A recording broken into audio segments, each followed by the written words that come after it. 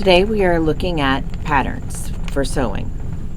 This is the pattern that we're going to be using for our vest project, and I'm going to talk a little bit about the information you can find on the pattern envelope and then inside in the pattern instructions. So this particular pattern is a McCall's brand. There are a number of different pattern makers. Vogue, Butterick, Simplicity, McCall's are kind of the main ones, but there are other brands, New Look and some other smaller companies, but these are the primary ones. This particular pattern, so when you go to find a pattern for a garment, there are pattern books, and you can look through the book and you just basically look at the images that you see, and you make a selection for what you want to make based on those images, and you'll find the pattern number in that book. This pattern is pattern number 2447. And it is a multi-size pattern, as most patterns are today. So we see that this particular pattern, it's pattern group Z, and it contains extra large, X extra large, and XX extra large. The pictures on the front, they're illustrations. Most of them have illustrations. Sometimes you'll see a photograph. This particular pattern you can make a vest. You can make a man's dress shirt or button-up shirt, and there are 4 versions. You can also make neckties or bow ties with this pattern. So all of these are represented on the front, and if we look closely over here next to the shirts, we see a little letter next to each one. This particular one, which is solid color long sleeve dress shirt with a standard cuff, is view A. Same shirt but with a contrast collar and it looks like a French cuff is view D. The same shirt so A and C are essentially the same, except you don't have the button down collar, and there's French cuffs on C, and then B is a short sleeve version. So when we go to find information on the back, if we're making one of these shirts, we have each view so you know which one you're referencing. Okay, so that's what you find out on the front. You look at the front and you see these are the things that can be made with this pattern in these sizes. Now when we go to the back, sometimes there's information on the flap, some sizing information, depending on the manufacturer of the pattern. For McCall's, they have it all on the back side here, okay? Now in Blackboard, there's a photocopy of both the front and the back of this pattern envelope where you might be able to see some of this information a little more clearly. But the information you can find on the envelope, as we see up here at the top, it's giving us a description of what is in this pattern. We see there's a men's lined vest, shirt, tie in 2 lengths, and a bow tie. And there's descriptions of those right there in that box. The next box says suggested fabrics, and for each garment in there are a different set of fabrics being recommended. We're making the vest, and that recommends cotton or cotton blends. Those are things you're pretty much going to see like in the quilting section of the fabric store.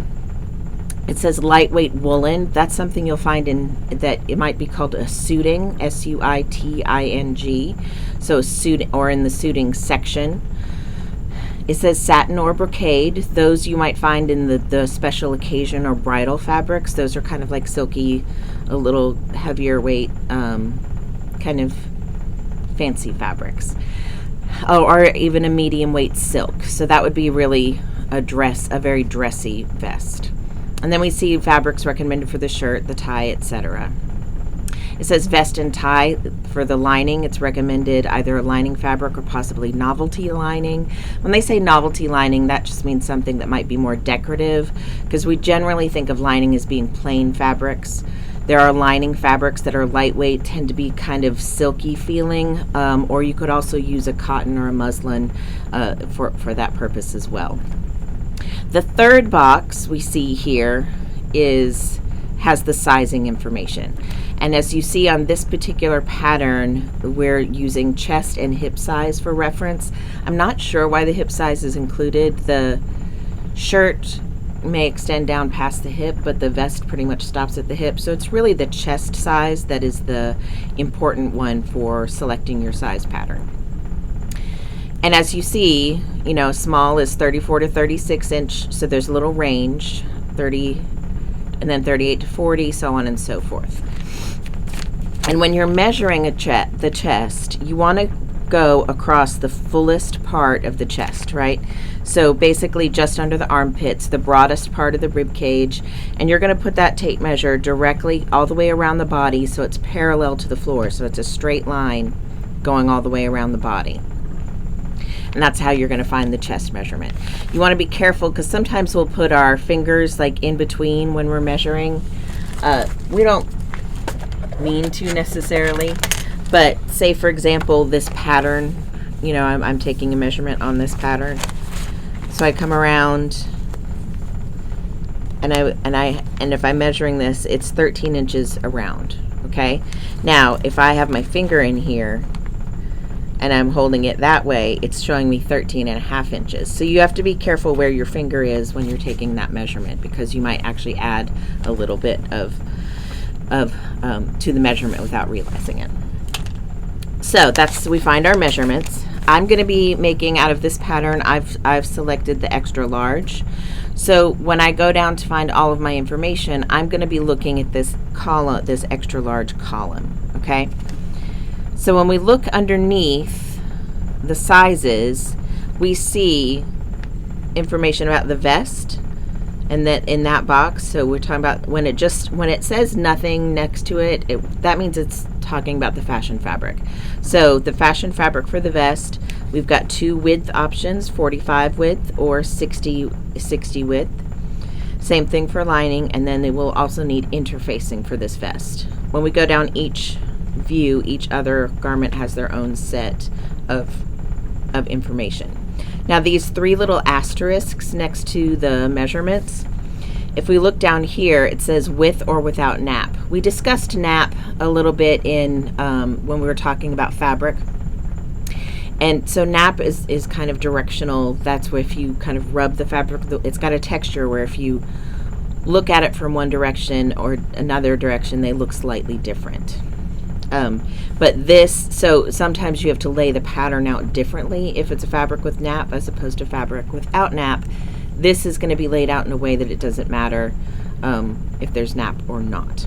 It does say additional fabric may be needed to match stripes or plaids.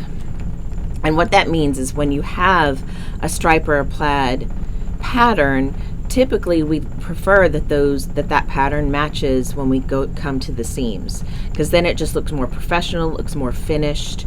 So that means that you might have to shift the placement of some of your pattern pieces so that you can accommodate that matching, which is why you might need a little more fabric, because you might have to shift the pattern pieces here and there. Okay, so that's general information. So since I'm looking at the vest, just a little bit about how to read it. I come under here under extra large, and it says if I have 45 inch wide fabric, I'm going to need 1 1/4 yards of fabric. If I have 60 inch width fabric, I need 7/8 of a yard. So that's going to be for my fashion fabric.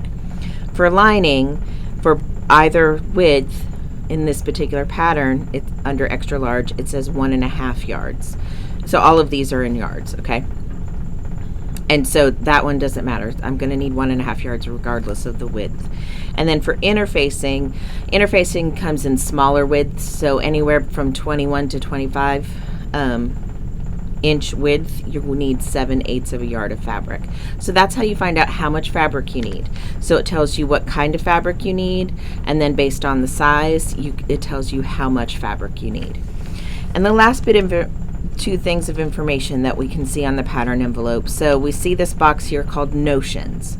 Notions is anything that you need to make a garment that's besides the fabric itself. So the first thing it says is thread. We need thread for all of them. Generally, you want matching thread. If you have a pattern, you usually want thread that matches the background of the pattern, so that we kind of don't see the thread in the seams. And then it goes on to break down what notions you need for each different garment. So for the vest, we needed 5/8 inch buttons. So when we get buttons, I'll show you a card in a minute so that you see where you might find the size for buttons. And then it says you need 1 inch buckle. That's for the vest. There's a little belt in the back of the vest, and that's what that's for. I have provided you with a vest buckle in your kit. It's a little smaller than 1 inch, but you can get your own buckle if you would like. I've also provided interfacing as well as the pattern itself. You need to get your own fabric. If you would like me to provide fabric, then you can make that request via email and I will get that together for you. All right, so those are the notions that we need. Let me show you buttons really quickly. And different buttons have information in different places. So this is a button card here, and it says right down there 5/8 of an inch. All right, so it also has millimeter measurement, but we're in America, so we use the imperial system, so we're going by inches. So that one says 5/8. This is another button, and the information on this one, instead of being on the front, is in the back. This is a 1 3/8 inch size button. It's a little novelty shaped one. So the information about what size button you need or you'll get will be on the button card when you go to purchase the button. The last bit of information that's here on the envelope is we see finished garment measurements. So although we are going by our chest measurement to choose which size vest to make, we see that the finished measurement, so let's continue to work under extra large. So extra large, I know it's supposed to fit chest sizes 46 to 48. The finished garment measurement at the chest line is 51 inches. So that's anywhere from 6 to 3 inches larger than the chest size of the individual according to the measurements. That's incorporating what we call wearing ease. We talked about that briefly when we talked about constructing garments. And that gives the garment some movement on the body. And it also, since this is in theory going to be worn over another garment like a shirt, it also gives room to accommodate that garment underneath. So but that gives you a little bit better information about how that's going to fit. You generally don't want to go less than 1.5 inches to 2 inches of wearing ease, because then, unless it's got a fair amount of spandex or stretch fabric in it, then it's going to be a little snug on the body and be a little more restrictive when you're wearing it. Okay. The only other thing I wanted to note about this pattern is, as we see, these are all inherently masculine figures on this. In the illustrations for this garment, so it is in theory intended for a male wearer, but this can be unisex. Anybody can wear this vest. It's not cut to accommodate breasts, so it's not going to fit over the breasts in the way that something that would be designed for that would be made. But as far as the vest, kind of a general fit as opposed to a tailored fit, this will fit either a traditionally male or traditionally female body. So whoever you want to make this for, if it's yourself, if it's for somebody else, then as long as you've got that chest measurement, then you can make it for them. Or if you're just making this as an exercise for class and you're never going to look at it again, that's fine as well. In that case, then you might want me to provide your fabric for you so you're not out some pocket change. But some people choose to make it for a family member. Some people will do it will find some novelty fabric and wear it for a holiday gathering or things like that. So I know at least one of you is actually going to be making a vest to go with a friend's suit. So they've gotten some suiting fabric to do theirs. So there's a lot of options out there. So that's information on reading the pattern envelope. And the next thing we're going to talk about is when we go inside. First of all, so this is the pattern itself. We'll talk about this one in a separate video. The next thing I want to talk about is our instruction sheets. So you come in again on our instruction sheet. So if they get separated, we see the brand and the pattern number. We have the illustrations of the garments that are within that pattern envelope.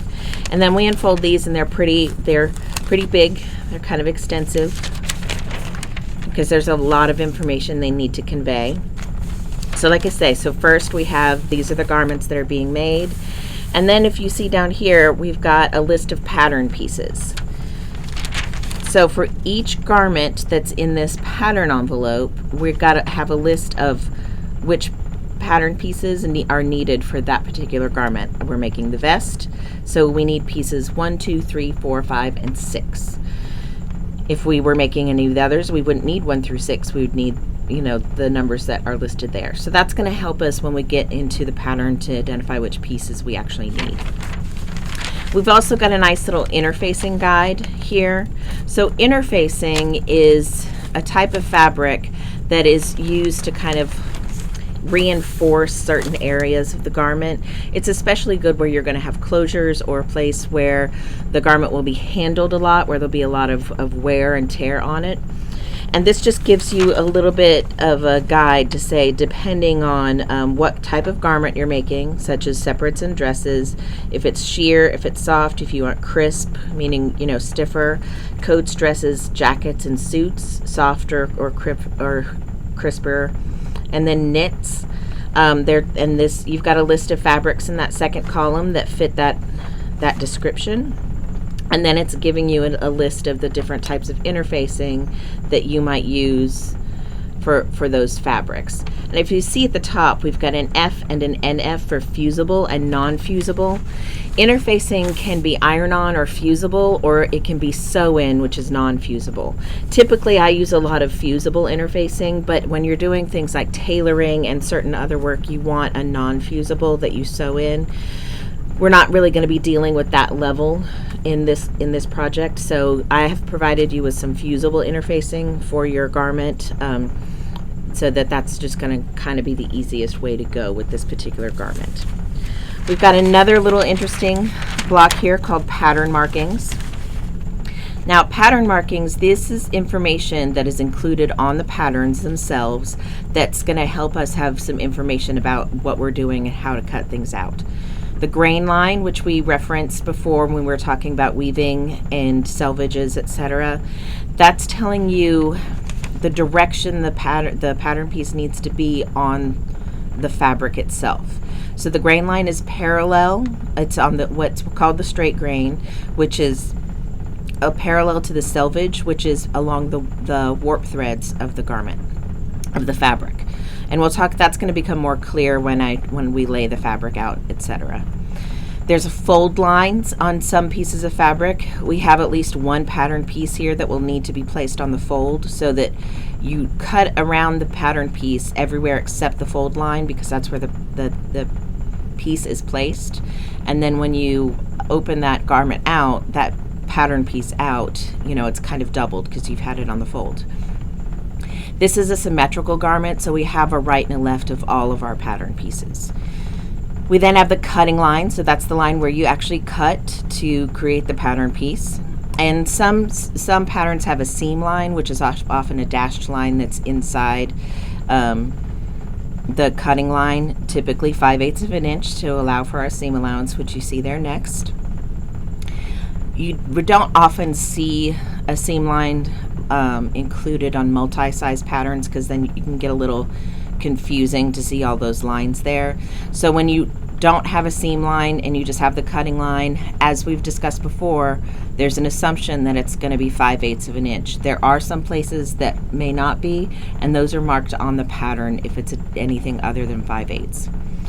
Then we see notches and circles. Notches and circles are included on the pattern pieces to help us line up the different pattern pieces together, to help us know how they fit. And then there's finished garment measurement symbol. So we have the finished garment measurement listed on the pattern piece, but it's also marked on the pattern itself, so you can see where that finished measurement has been taken. Okay. So that's just some general information that you need for understanding the pattern and for helping to know what to do. We've also got this great little section here on how to adjust your pattern if you need to. There are areas that are marked on the pattern piece for lengthening and shortening if you're long-waisted or short-waisted. Basically, that, like, if you buy clothes like shirts, for example, and you find that they like hang really low, they like hang down past your hips farther than you may have expected, then that means that chances are you're short-waisted. So it's, which is just we're all shaped a little bit differently. Or if you get a shirt or something and it tends to sit higher on your hips than expected, you're probably long-waisted. And when you're making your own garments, the great thing is you can make some adjustments so this fit you the way you'd like instead of the way they're kind of made for the general population. Cutting and marking, it's giving you just information about how to do that. It does advise you to pre-shrink your fabric. Ideally, you're going to wash your fabric if you want to be able to wash the vest, and it's a washable fabric, which will be listed on the edge of the pattern board. I'm sorry, the fabric board. If it's washable, it'll say there, and it'll say what the washing instructions are. So you can wash it before you make it, or if you press it with a really hot iron and a lot of steam, that could also help pre-shrink it. So just a little bit of information about cutting, and then it's giving you a little bit of sewing information, just some guides about pinning and fitting and etc. So you've got a lot of information here. These are intended for general sewers. We are having a lot of hard time in the industry finding what we want to call ourselves. I'm used to the word stitcher. Some people are calling. We don't like the word sewer because it's spelled the same as sewer. So when you read it, it's hard to make that distinction. So again, a lot of people use stitcher. Some people are starting to say sewist. But anyway, that's neither here nor there. But these are intended for general information. No matter what level that you're at, tending toward the beginning or early kind of novice level. All right, so the next bit of information we have are the cutting layouts. So the cutting layout is exactly that. They've got diagrams here on how you should have your fabric prepped and laid out, and then where the pattern pieces go on that fabric. Again, they're divided by garment. We are making the vest, so we want this little section right here. And so first, we've got the vest area, and that's pieces 1, 2, and 5. That means that's our fashion fabric.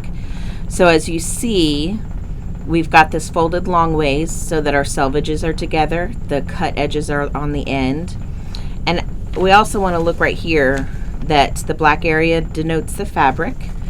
The pattern pieces are in are blank, and then the pattern pieces where they're printed upside down or printed side down are shaded. Okay, so if we look at this here, on our fashion fabric, we have the printed side up for our 3 pieces that need to go on there. This says that the layout is the same for either 44-inch or through 60-inch fabric, and with or without nap, and for all sizes. Occasionally you'll see different layouts for things with nap, different widths, different sizes, which is why those notes are in there. Underneath that, we see for the lining what we need to do. It's pieces 3, 4, and 6, and we see how those are all laid out. It does denote that 6 is to be placed with the printed side down, and that's to help it fit onto the fabric. It doesn't matter the width of your fabric, it's the same layout in all sizes. As you see, there's 2 number 4s on this piece. So like I said, we're cutting this in double layers, so we're ending up with a right and a left for each piece. Now, number 4 is placed on the fold, so when we cut that out, we're going to have a right and a left, but they're joined together because they're folded in half. So when you fold that out, you're going to end up with 1 piece. Well, for the back, we need both an outer piece and a lining piece. Both are made from lining fabric, but we still need 2 of them. So that's why they're placed on here twice. So you'll lay the pattern piece down and trace it or cut it, and then you'll move it to the second area, okay? So that's our layout for the vest, and I'll be showing you, of course, how to do that with the actual pattern and the vest itself. Whew, we don't like to change focus. Hello, come down here. There you go. So that's general information you find in the instructions of just kind of beginning. Now the next part, and I'm not going to be going through these necessarily one by one as I make the garment. I'm just going to make the garment for you on the video, and you can reference back to the instructions. So the very first set of instructions, fortunately for us, is good. It's the vest. We see we have a key up here as well. The right side is shaded, so when we're talking about the right side or face of the fabric, it's going to be shaded. The wrong side or inside is blank. Interfacing is dotted. We see that here.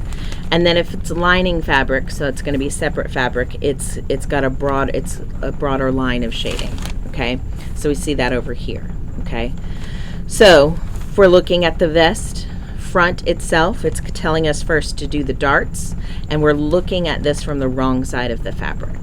Okay, so that's kind of an idea of how to gauge that. Now, two things that are going to be specifically different in what I do in the instructions and what is written here is this vest doesn't have actual functioning pockets. So if we look at the pattern, it looks like there's pockets. We have these little welts here that would represent pockets. However, there's not a pocket behind them. It's simply a decorative piece. So you do need to do that, do the welt for the garment in order for it to be completed and finished. However, I will show you how to make an actual functioning welt pocket, and that will be one of the first things that'll have to be done if you're in the process. And if you choose to do those, that will be 25 points of extra credit, but you don't have to do them. But please do remember that you have to have completed the entire garment for the extra credit to apply. So if you just have to gauge your time that way. If you take the time to make the pockets, but it makes you run out of time to complete the garment, then you've negated that extra credit, correct? So just make sure you've got that time available in your time management. So that's one thing that's slightly different in what I'm going to do and what is shown here. You can do what's shown here, which is fine. Like I said, the pocket, it's making a functioning pocket, will be extra credit. The other thing that will be different is the way it has you finish the side seams. It has you finish the side seams here in what is more of an apparel sewing finish, so it's much more kind of finished and contained. I'm going to be demonstrating how we do it for costuming, so that we have access to those seams so that we can alter them, because remember, alterability is one of the key things to making costumes. So those will be the two differences. You can do either finish for the seam. The side seam, the way I'm going to show you, does involve the serger, but you can use a zigzag stitch in if you don't have access to the serger, or like I said, you can finish it the way the pattern instructions say. It's as long as it's done one way or the other, you'll get the credit, but there's not extra credit for doing it one way or another. Okay, so that's general information about our pattern, about what's on the pattern envelope, about all of that information, what you find on the instructions. The next thing we'll talk about is going to be cutting the pattern itself. Thank you.